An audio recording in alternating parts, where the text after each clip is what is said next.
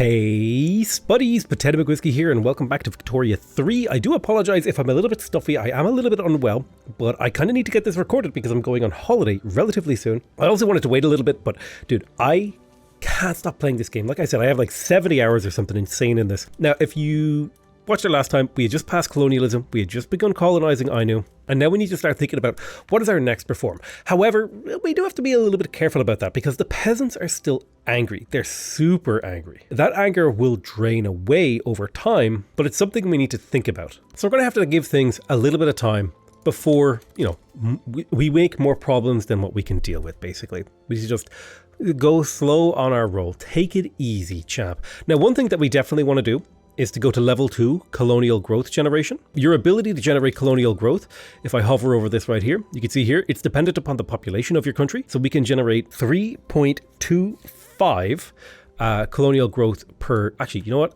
My colonial growth is so high, I should actually be able to establish a second colony here and it'll go relatively quickly. So the most amount of colonial growth you can generate is 2 per day in a place. And the rate of colonization is dependent upon 10% of your population or something like that. Essentially, like 31 million people means we can colonize at a rate of 3 point whatever per day, right? And that's being divided by 2 because we're colonizing 2 places at once. If we were to colonize a third place, like for example, the South Island here, now you can see we're starting to stretch our, now it's taking 61 days instead of 50 days. So 50 days is the fastest and infinite is the shortest. However, colonizing this will require me to build a port down here because this area does not have market access. If I show here, yeah, the reason it doesn't have market access is because the boats can't get here, right? So it's a completely isolated market. And ideally, I wanted to join my market. So I will build a port there, which will be an important part of the gameplay. This also, I believe, has 0 market access. So ports are expensive. However, they are an important part of your colonial game. A lot of your time is going to be spent building ports. I'll be spending about 30 weeks building ports, which is time that we're spending not building other important buildings. It's not the end of the world. And other important buildings are important because we want to be building, ideally, we would like to be building government administration to give us extra bureaucracy. The extra bureaucracy would be able to be used to improve our institutions. So that's kind of where we would like to go with our current status, but we have things our hand is kind of forced a little bit, right? We're building livestock ranches because we need to bring down the price of cloth. Cloth is a little bit expensive right now, and it will become more expensive because I plan to build myself another construction sector. Now, one thing that we haven't yet done is actually pass a consumption tax. So I'm going to pass my very first consumption tax on liquor. This will lower the quality of life of all of my people because basically everybody wants liquor. You can see here, liquor is actually one of the biggest expenses. 10% of people's expenditure goes on liquor. So we're gathering a lot, at least for my lower classes, they spend a lot on liquor. But this will give me a little bit of headroom to employ another construction sector, which will consume more wood, which will consume more cloth, all that sort of stuff. Now, the really, really nice thing is as we increase the total size of our market, right? Like consuming twice as much iron, like consuming 20 more iron than the 20 iron that I produce will increase the price by 75%, but consuming 20 more iron when I produce 40 iron will only increase the price by like 37.5%. So the larger and bigger our economy is, the more we'll be able to doom invest and overspend on goods. Like, how do I explain this? If I overconsume wood, if I overconsume 700 units of wood when my economy only produces 700 units of wood, I'm going to be playing a massively large markup compared to if my economy produced 7,000 units of wood. So that's why I don't want to burn all of my cash reserves all at once, because if I build up the power of my economy, these cash reserves will actually go further. So hopefully that kind of explains why. Normally, when I first started playing, what I would do is I would build up as many construction sectors as I could afford, calculate how long it would take for my gold reserve to run out, and then try to meet the goods demand that would support my construction sector to where I would essentially have a completely balanced economy exactly when my gold reserve ran out. But I actually think it's better to do it the way that I do now. Now, there's plenty of different styles that you could play this game in. So our first objective, but that's kind of more like a little bit more meta-y gamey. So our first objective has been completed. Why is my colonization capacity low? Oh, probably because I'm doing stuff.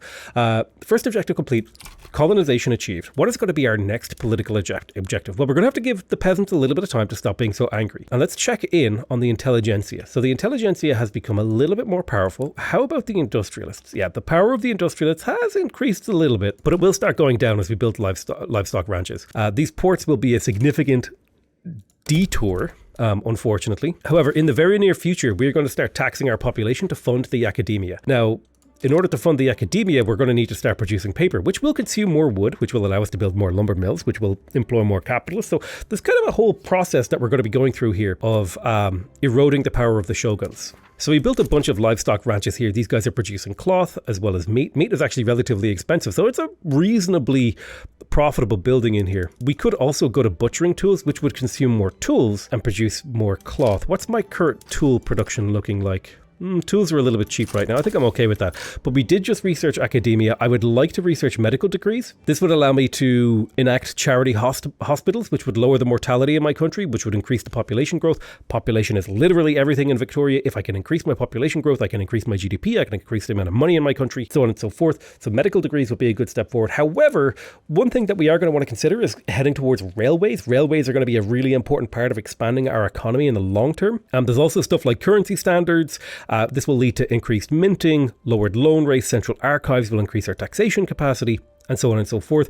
I think, though, medical degrees is a reasonable early game choice. There is a reason you don't want to beeline these technologies. You can see here, this costs 20.6 thousand innovation, and it would take 7 years to research, whereas something like this would only take 23 months. And the reason for that is quite simple. The more of technologies from one era, you can see these kind of like vague lines here. The more of a technology from each era that you have researched, the cheaper the technologies from the next era are. So you can technically rush a really important technology like railways, for example, but it would be better if you finished all the tech from the previous era first. Because right now railways are reasonably expensive, not like super expensive, but they're a little bit more expensive. If I researched cotton gin and lathe, it would make railways cheaper. So that's actually really, really important for Japan because we have really bad tech spread. So our technology rate is really, really bad. Now, the next phase of construction for us is going to be entirely around the intelligentsia and increasing the science output of our country. So we're doing a little bit of colonialism, we're building those ports, that's fine, that's just upkeep for us. Now, in terms of this, we're going to need to start producing paper mills.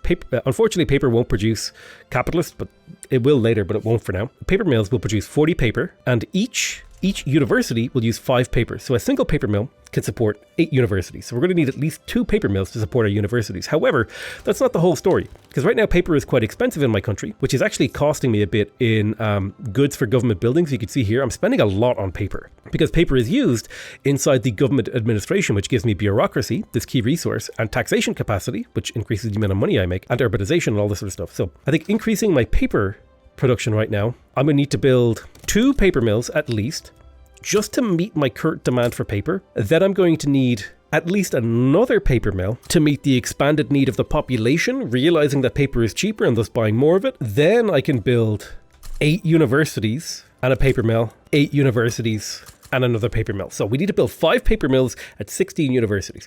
Why am I building 16 universities? Well, each and every single university in my country will produce, how do I show this? Scholastic education, show per level values. It'll produce 2 innovation, okay? 2 innovation, if I go here, I'm currently producing 50. So this is like a 4% increase in my research rate per university. And the maximum amount of innovation that I can produce in my country is 83.95. So 2 times 16 is 32.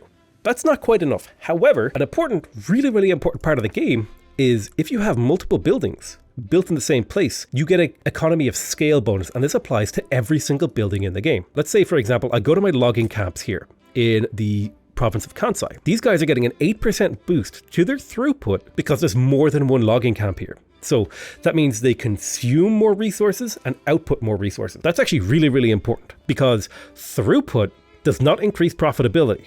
If your building is unprofitable and it has a really high throughput, that means it is going to lose money faster. Really, really important. However, if your building has a really cheap input like labor in an unindustrialized society, having a throughput bonus doesn't increase the wages, but it does increase the tea cost or the amount of tea being produced, for example, in this tea plantation. So this is like a really, really important mechanic here to get your grips with it. How does that affect universities? Well, universities benefit from throughput. So by having 16 universities in one place, they will get a 15% bonus to their innovation production, which should cover the entire innovation requirement in my country. I could probably get by actually with like 15 universities, but 16 seems like a good amount. Not only that, but these guys will actually employ, I think it's 2,000 academics each who will support the intelligentsia, thus increasing the political power of the intelligentsia. And because this university complex that I'm building is in my capital state, they will have 25% more political power. So thus, it all always feeds back into our goal of trying to get the goddamn shoguns out of Japan so we can turn it into a real global superpower. The leader of the petty bourgeoisie is having a duel with the shogunate. He is currently jingoist, and I do want them to fight and kill each other. And the shogunate guy did die. That's huge. The new shogunate leader is a moderate. Oh well, a moderate, I would like him to be a reformer. Reformers are so useful. They allow you to give women rights. They allow you to potentially get rid of serfdom. Having a reformer in charge of the shoguns can make profound political change possible in Japan incredibly quickly. So that's why I'm like taking every opportunity I can to get the leader of the shogun party killed. So I'm going to start using my authority. Let me have a look here. I want to have really high authority excess. I am going to start taxing more luxury goods. And the reason for that is so that I can start to build more government sector. In particular, more construction sector. I want to be able to produce buildings faster. So I have a rather large gold reserve that I'm more than willing to spend. Don't forget, every single construction sector that I build in this area makes constructing in this area more efficient, right? You can see here, I'm getting a 3.5% state construction efficiency in Kansai. That's a really, really nice boost.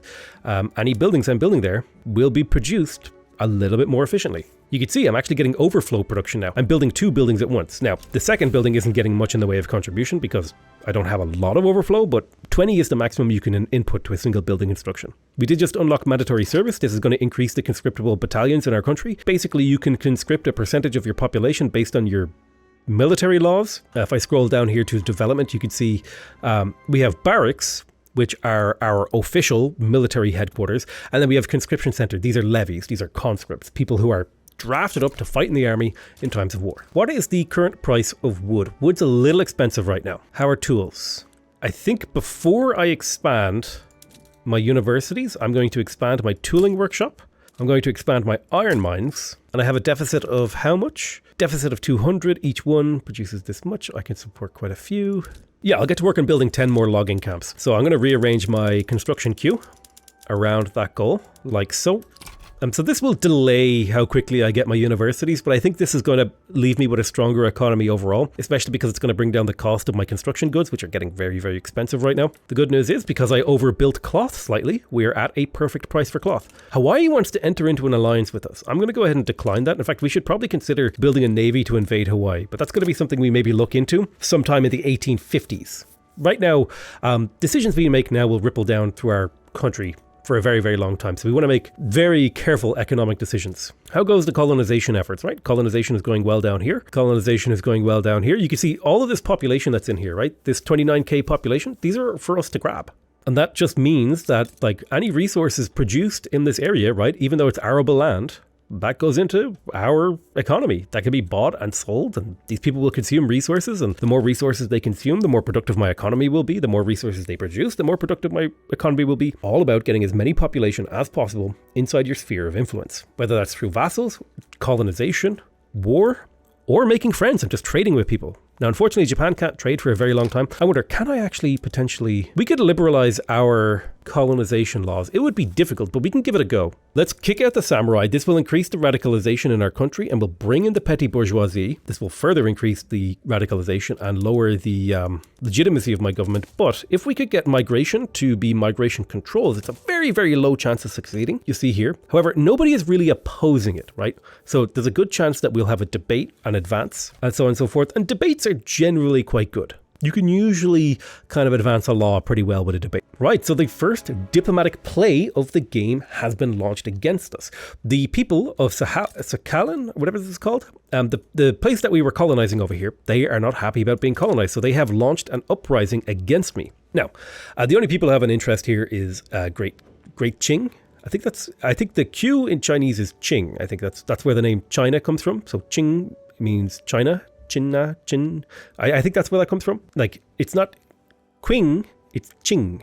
I think. I could be wrong. Feel free to correct me. That's what I thought. This is what I think. Yeah, so we're just going to immediately mobilize our military. Now, these guys have basically no military. This is an uprising. They're upset, but they don't really have the power to fight us.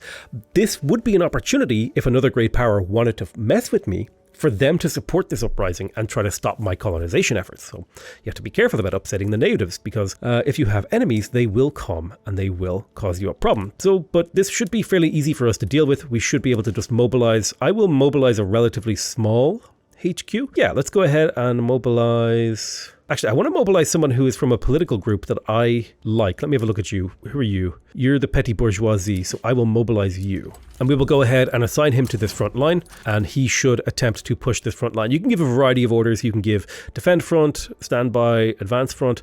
One question I have is, my convoy requirement is a little bit too low. So what I'm going to have to do is tell him to stand down, and I'm going to have to raise an army that's smaller. So to do that, I will recruit a general. You are cautious. Yes, you can only command 15 troops, which should be all that we need. So I'll take that cautious leader.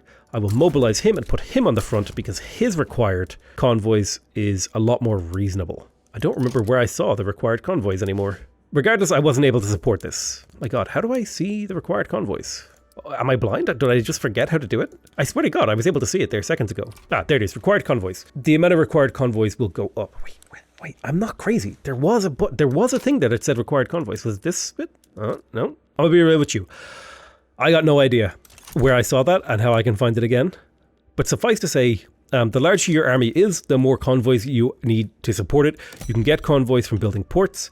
Ports also have production methods. If I go to development and look at this port here in Kanto. Oh, we have unlocked per capita taxation, which is something we would like to pass. You can see here the anchorage. This is just basically like ships can land here, they can do stuff. There's not really much going on. A cargo port, on the other hand, will consume clippers, which is a type of ship, to produce extra convoys, which could be used for trade or moving military units around or supporting military that are not on your contiguous homeland. So Japan will be a naval power, and that's going to be something we have to work on, is building up a navy. But it looks like the Sakhalins were so weak, they had no military. They basically just immediately surrendered to us.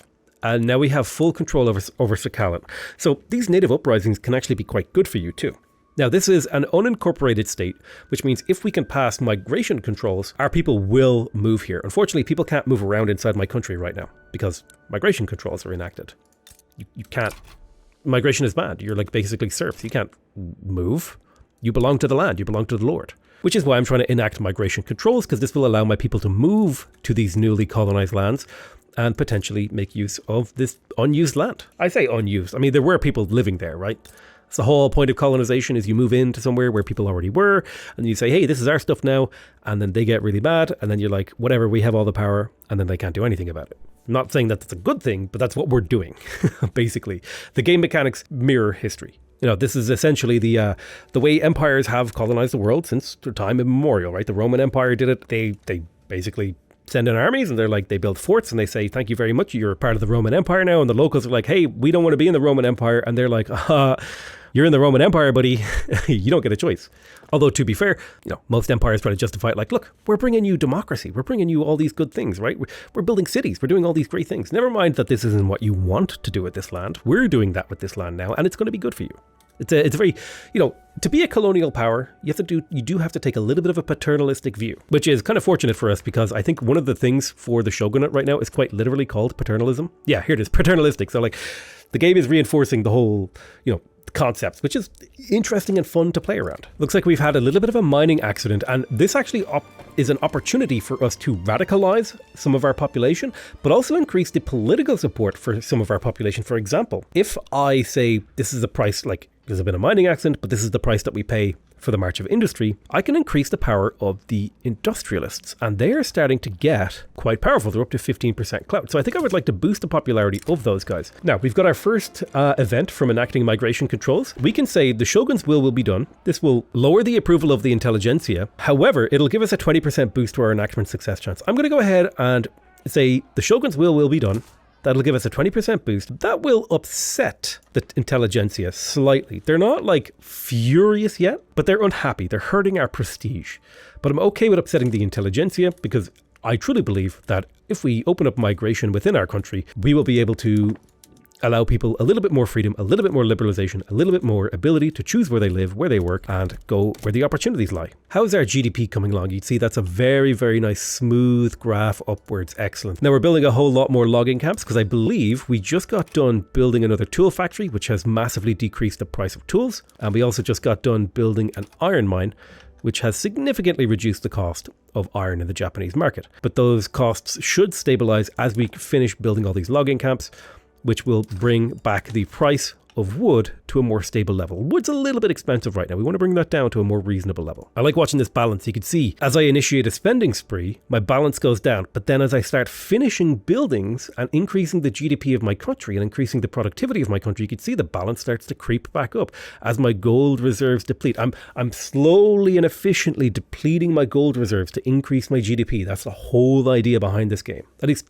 how I play, at least. That's my style. The interesting thing is my focus on actually producing wood has made it so that we are the number 4 producer of wood in the entire world. If we can get our production a little bit higher, we'll actually start getting prestige from being a world leader in production. Now, generally basic goods like wood and iron and all that sort of stuff, they carry a very low prestige. Like for example, if I go and look at iron, migration controls is passed, but I'll look at that in a moment. Iron is worth a little bit more because it's a more advanced, more prestigious good, right? Even grain, right? It's not a very prestigious good, but then we start looking at things like tools. Tools are pretty prestigious, right?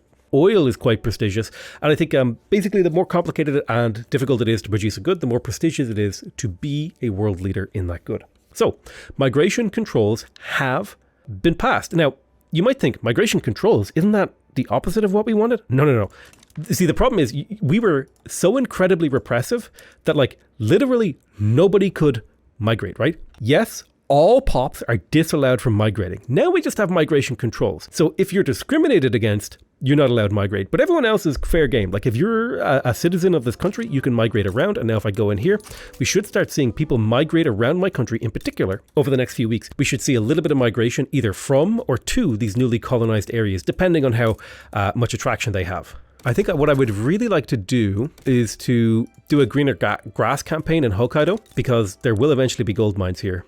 So having people like move here would be quite handy. But you can see a lot of my population are moving to these newly colonized lands. Not a huge amount, but a little bit. I think there's a little bit of migration going on down here in the South Islands as well. Yeah, you can see people are moving here because, you know, the grass is greener. There's potential land here for us to take. This is one of my favorite parts of the game, is just watching this little balance sheet creep up as I improve the efficiency of my economy, as I bring down the price of my goods. Now, I think if we want to be efficient, we want to be colonizing 2 places at a time. So we're going to go ahead and start establishing a colony over here in Tahiti.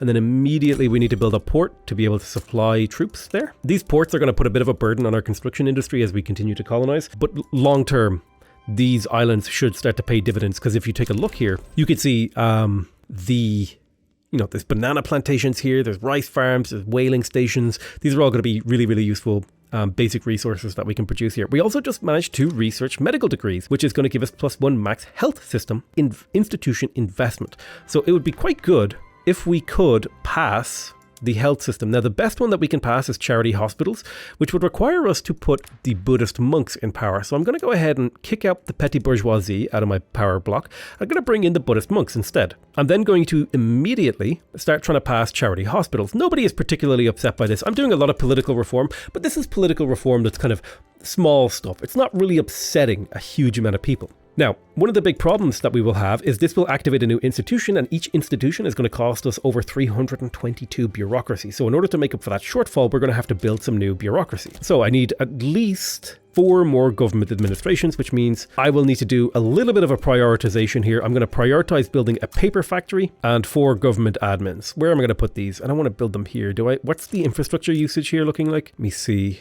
So I've got 16. How much is remaining? 28. Yeah, I can afford to put a few extra government admins here. Plus, this is going to be the most prosperous area, and government administrations also increase your taxation capacity. So by adding taxation capacity, we will be taxing the most efficient place to tax, because if I take a look at the population here, this should, in theory, have the highest standard of living, or at least, well, it also has a really big population, so that's kind of part of the problem. So we're going to get to work on the port, then the paper mills, and then 3 government administrations. So we're kind of always like slowing down our tech tree. Now, do we want to keep researching technology in the society tree? There are some useful things to get in the technology tree, in the production technology tree, that will lead to potentially more capitalists being inside our country. So I think I'll get to work on researching lathes, because researching die workshops, lathes and leaded glass, this will potentially allow me to convert some of these relatively inefficient workshops into more efficient capitalist-led, capitalist-run industries, which will thus continue to boost the power of the industrialists in my country. So we have a little bit of discord. So this has to do with the charity hospitals. We can either get yes, this is actually really good. We can weaken the shogunate slightly and get an enactment success chance, or we could significantly weaken the shogunate, boost the Buddhist monks, and I'm going to significantly weaken the shogunate, because weakening the shogunate will open up opportunities for me in particular to get landed voting. I just need to get the industrialists to stop being marginalized. I think the second that this law is finished, I'm going to start bolstering the industrialists to get them up beyond from being a marginalized political entity, so that they can actually start participating in the electoral, well, quote unquote electoral, the autocratic politics of my country. So generally, my shopkeepers also will support the industrialists, but the problem is they're not rich enough or educated enough to be politically active. If you see here, if you look at the list, right, most of them say politically inactive, which means they're not participating in politics, which is why I want to maximize the number of capitalists I have, because capitalists are generally politically active, particularly in the industrialist faction. Now, the big downside of building these government administrations is that I have to pay not only for the wages of the people, but also the goods input. Now, they do provide some taxation capacity, so they kind of pay for themselves a little bit. Like if we come up here and we look at income taxes, they kind of took a little tiny bump as we finished more of these government administrations, but it's a very, very small amount, in particular because we currently have land-based taxation, which I would consider to be a relatively inefficient taxation type for gameplay, right? So we could get a permanent 20 prestige from this. You know what? 20 prestige is a decent amount permanently. Like if we put that into perspective, we are getting 21 prestige from our army power projection. And we have a relatively large, if low-tech army, relatively large army, 105 battalions. Now, to be fair, almost every single one of those battalions is using just like irregular infantry, super basic infantry, like everyone brings their own musket type of deal. The kind of army that the USA started the Civil War with, a very much so sort of a militia. Wait, Civil War or the War of Independence? I don't remember which one. Whichever one appropriately slots into that irregular sort of idea. So we just unlocked lathes, which is going to give us an opportunity to upgrade the tech level of some of our factories. If we come here to the urban area, we could look at textile mills. We could go to dye workshops, which will have multiple effects on the entire textile industry across my country. Now remember, I'm in the buildings tab, which allows me to edit the industry of my entire nation at once.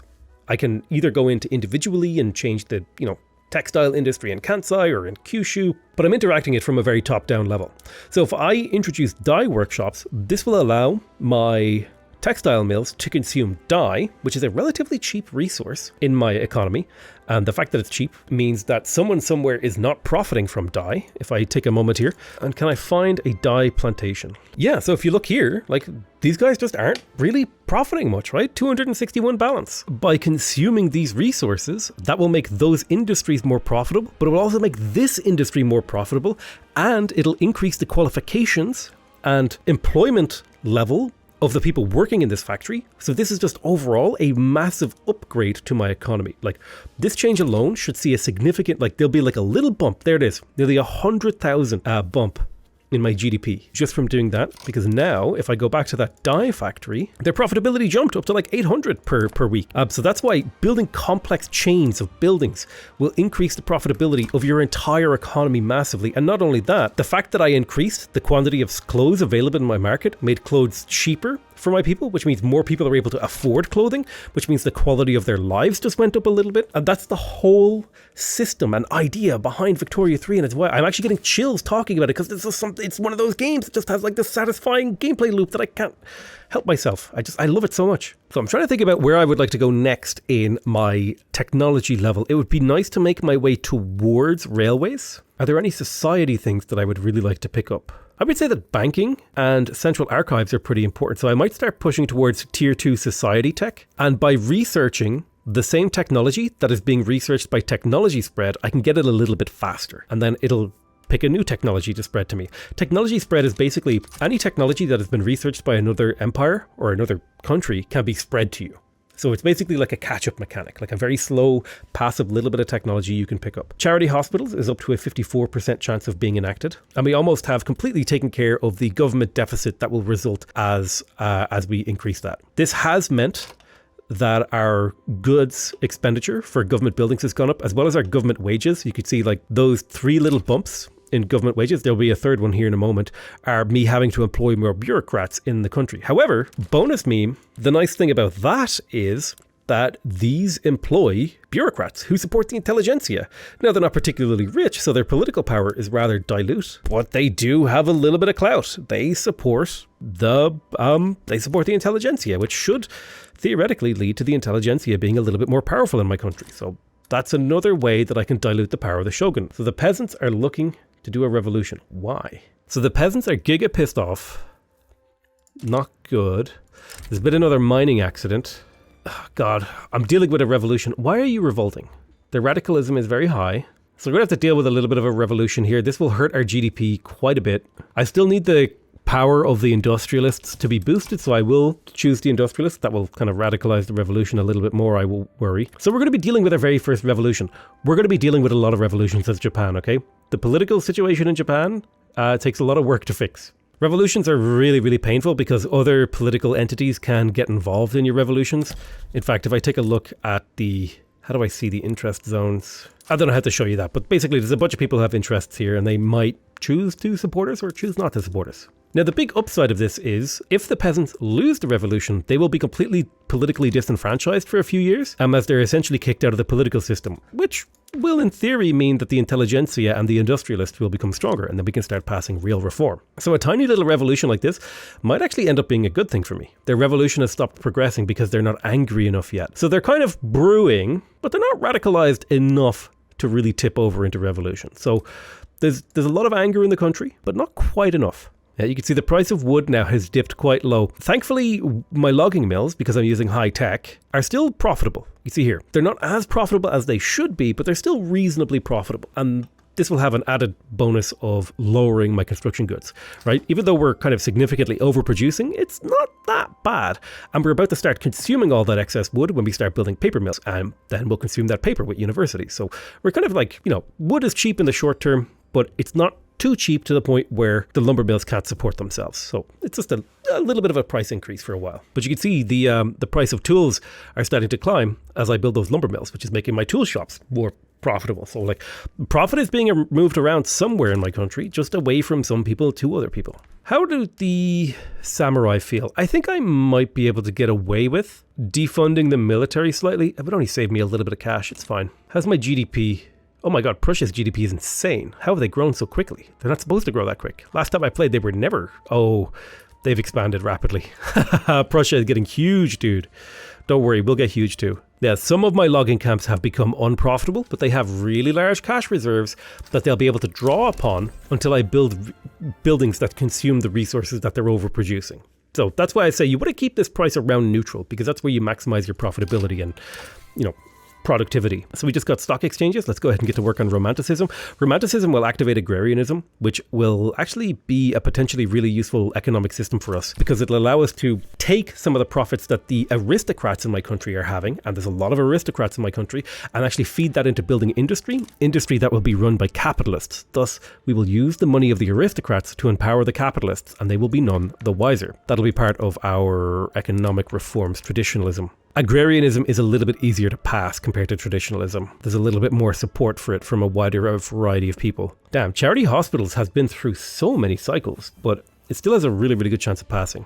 I think I have the political power now to start bolstering the industrialists. They're about to reach 5% clout, which is the minimum amount of clout that you need to be included in government. So now they're an active opposition party, which is really, really good. It's taken us a long time to build them up to the point where they're powerful, but it has been working.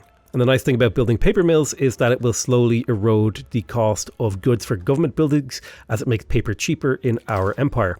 That's why we're building so many paper mills. We may actually need to build more. And here we go. We have now enabled the health system, which will allow us to actually start growing our population. The more population we have, the more workers we have, and the more people consuming goods and providing us with a baseline amount of economy, giving us more money to play with. So right now it's only providing a 5% mortality reduction, but that is enough to get the population to start to grow. And remember, population grows by percentages, which means 5% more people is 5.025% more people the next year, right? So this graph will start to go vertical. Because remember, this is the time in human history when the population graph went vertical for a very, very short period of time. And I think it only really started to level out in the last 30 to 40 years. And in some places, it's still vertical, although it's starting to level out. Now, this will also have the bonus effect of making the Buddhist monks more powerful. And making the Buddhist monks more powerful is useful because it makes, by comparison, the shogunate less powerful. That will also make our other political groups that are important to us, like, the Japanese shogunate, the industrialists, less powerful. But we can work with the Buddhist monks, plus they also give a bonus to birth rate, which is kind of handy, increasing our population. The more population we have, the cycle begins and continues. So, what is our next step? Perhaps we try to pass landed voting? We won't be able to make a professional army just yet. That'll take a while. We could go to religious schools. That would require us to go to state religion. The problem with state religion is that it'll weaken the intelligentsia, so I might skip out on that. And we might just not have a education system until we can empower the intelligentsia and industrialists a little bit more and potentially start weakening the Buddhist monks as well. We do have a reasonable chance of passing the abolishment of serfdom, but it would require a really disconnected government. I think our best bet is to try to do landed voting. So let's go ahead and reform the government. I'm going to kick out the Buddhist monks. This will upset my population, but I'm going to bring in the intelligentsia and the industrialists. This will massively lower my legitimacy. So reforms will take a lot longer, but it will give me a 15% chance to switch to voting. Actually, let me double check this. Who supports this again? Landed voting is supported by the intelligentsia and the industrialists and only opposed by the samurai. Okay, so yeah, kick out the Buddhists, bring in the industrialists and the intelligentsia, confirm this, then we can come here and we can start voting. This is a really important step for us to get to landed voting. The reason I'm going for landed voting is because opposition to it is relatively low, and it's a step towards more suffrage, right? It'll allow us to enable political parties, which will make government reforms potentially more efficient for us. It will allow us to increase the political power of the capitalists, clergy and officers in my country, which will dilute the power of the shogunate, which is one of our main early game goals, is to dilute the power of the shogunate. It is basically everything I'm doing is with a view of trying to do that, is trying to dilute that power. It's like homeopathy, the more I dilute the shogunate, the more powerful they become. I'm sorry. Now, while we're building these colleges, we are going to see a little bit of a stall in our GDP. And in fact, we're actually seeing a major dip in our taxes. I think that's because I've upset the shoguns, perhaps? Oh, no, it's because I'm over my bureaucracy limit. Right. Let me have a think about this. How do I do that? I thought I had built enough, but apparently not. So we're going to have to stall off on building universities to get our bureaucracy up. It's a really, really important part of the game, is to get that back above, because we're losing a ton of taxation. In fact, it's probably more important to get the government finished than it is to finish the paper mill, because we're currently losing 10% of our tax rate to the lack of government administration. I'm trying to think, is there maybe a decree I can do? Not really. I could do promote social mobility in my capital, which would increase the education of the people inside my capital, thus making them more politically active. Like with the 25% boost, their education access now is up to 42%, and it's only going to cost me 100 authority. So I think that might be a good idea to do. The more politically active pops I have in my capital, the more I dilute the shogunate's power across the country. So the shogunate have expressed concerns about the government clearly favouring the industrialists. Well, yes, you are correct. I am clearly favouring them. How upset is the shogunate? The shogunate isn't too upset right now. So I think I could erode their political strength a little bit at the cost of a little bit of their support. But remember, every shred of political clout we claw away from them is just a step forward in our glorious reform of this country. Okay, the peasants are like super building a revolution right now. Yeah, look how loyal the industrialists are. They are so happy with me. Everyone else is a little bit angry because I've been hurting their political reform. So where are all the radicals coming from? A little bit from discrimination. Change of government is like unfulfilled political movement demands, so they're getting a little bit more radical because of that. Standard of living is too low. Mostly political movements. So we have a little bit of a uprising over here in Tahiti. Thankfully, I built a port here, so I should be able to just mobilize. How do I see my diplomatic plays? There it is. They have basically no military, so I should be able to just mobilize a fairly small army and assign them to this incredibly small front line and deal with that. That should basically take care of itself. A lot of these early game uprisings are pretty easy to deal with. They have a single division, right? Africa can be a little bit more difficult because they tend to have more populated countries. They're a little bit more organized. They have more stuff. And other European powers like to get involved, which can be a bit of a problem. Yeah, my balance went a little bit crazy because I went over my bureaucracy limit.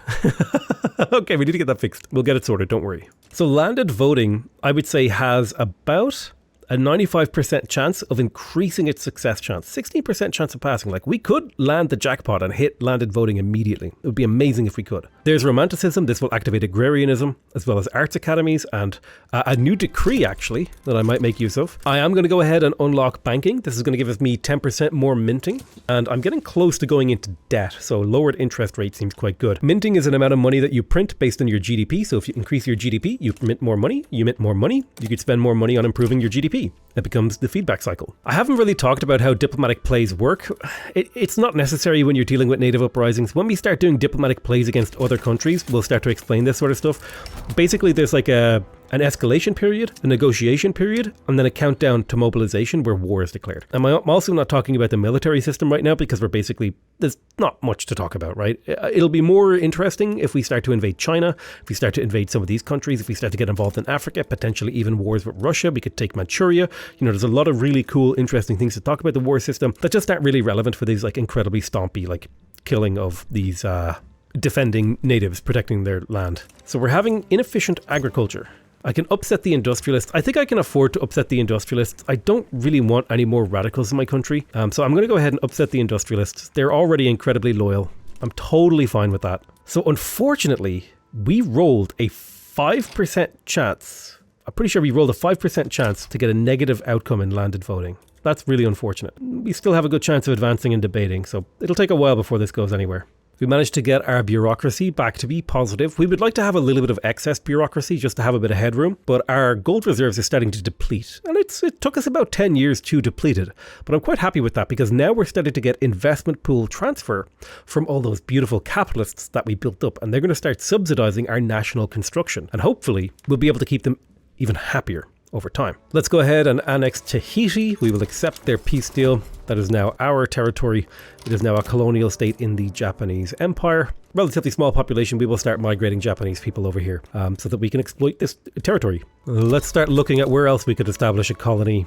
We could go for the North Island. I'm not going to compete for the North Island because that'll bring me into conflict with Australia. I want to avoid too much early game conflict. I want to try to take anywhere that's just like weak and undefended and unable to protect itself. I'm going to be very opportunistic here in the early game. We definitely need to get these ports up and running ASAP though, which again is really slowing down the rate at which I'm able to get these universities up. These universities have been massively delayed just by the economic demands of my country. I've had to build a couple of paper mills because the price of paper was getting out of hand, and I'm going to need a lot of paper to support these universities. The cost of running my government administration was just like crazy, so I needed to bring that down because I'm constantly pumping more government administration to manage these huge institutions that I'm building, and the tax revenue that they generate from having their increased tax efficiency is just not really covering the cost of those government administrations yet. So we could think about where we would like to support interest next. We could maybe start thinking about messing around in Indonesia. We could even try to get a little chunk of Africa over here and build a little bit of a power base over there. I think I would like to maybe in the near, not like super far future, but like in the near distant future to maybe try to vassalize some of the countries here in South, either this sort of Asian area here. Maybe fight back the East India Company for some of their land or something. That's going to be very, very long-term stuff. The East India Company would have to become like the British Raj. We'll have to wait until the political situation gets a little bit more unstable over here before we can really make a move. Beautifully, our first batch of academics is coming online. Now, initially, these guys are going to be politically inactive. Oh no, they're already politically active. There we go. So now their political strength is going to be increasing. This will be political strength that mostly aligns with the Buddhist monks, unfortunately. But the attraction towards the intelligentsia should start going up over time. And we should see, yep, there we go. There's the clout coming up for this group.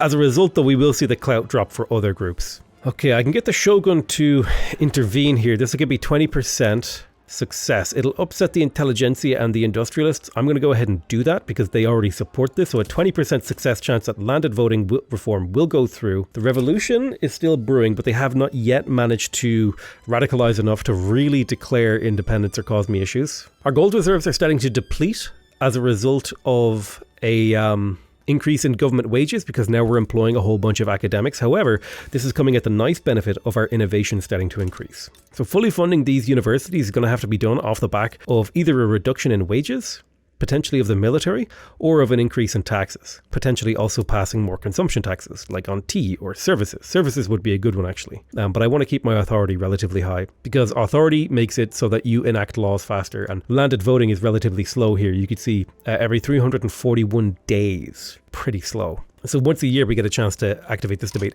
Could I get rid of some stuff here? Consumption taxes. I need consumption taxes. I need to do all of these things, basically. Yeah, I don't think I can really get rid of anything. There's a 10% minting boost, though. I will take that.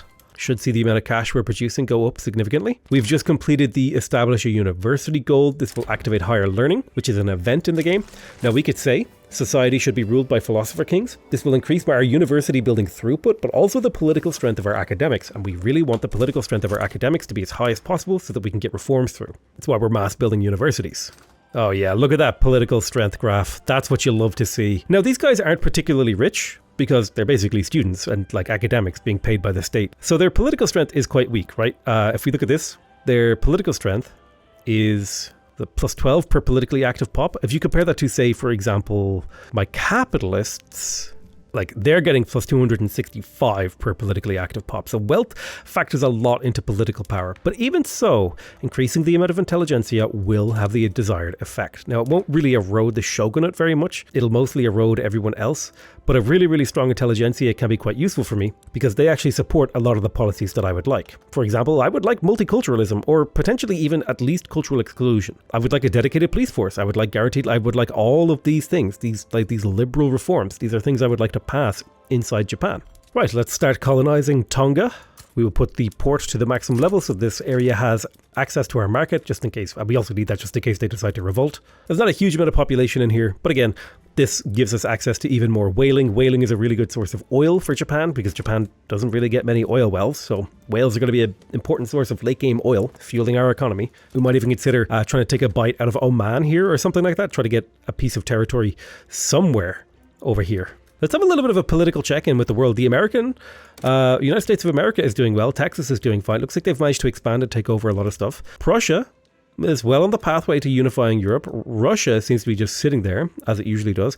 Hasn't invaded Persia or anything. That's something they tend to do. The Ottomans have lost a war to Egypt, and Egypt taking all the way to Ankara?